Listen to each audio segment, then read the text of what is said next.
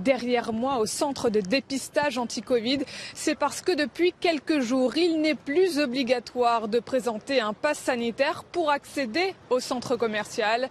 Décision du tribunal administratif de Versailles qui a suspendu l'arrêté préfectoral concernant l'obligation du pass sanitaire dans les grands centres commerciaux.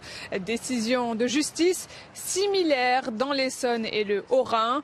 Selon la justice, ces arrêtés ne permettent pas en effet de garantir un accès libre aux biens de première nécessité.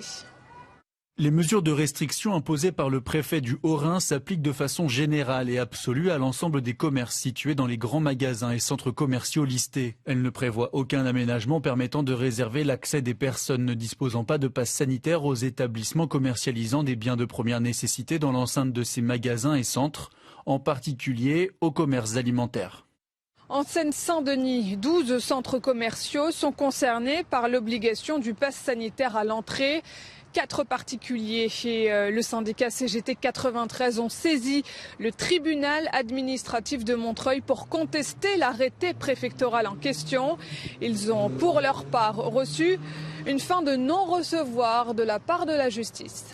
La requête ne tenait compte ni de la situation sanitaire, ni de l'intérêt de santé publique, ni de la lutte contre la propagation de l'épidémie de Covid-19.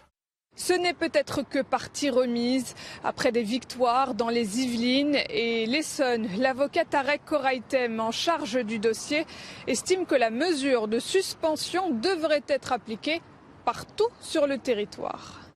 Il ne peut pas y avoir une différence de traitement entre les habitants de plusieurs départements. Je vais déposer un recours devant le tribunal administratif de Paris. Des suspensions en cascade, synonyme de véritable camouflet pour le gouvernement qui compte bien faire appel de cette décision de justice.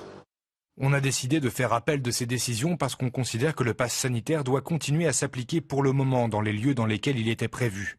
Il était aussi prévu que le pass sanitaire disparaisse au 15 novembre, mais le gouvernement pourrait en décider autrement.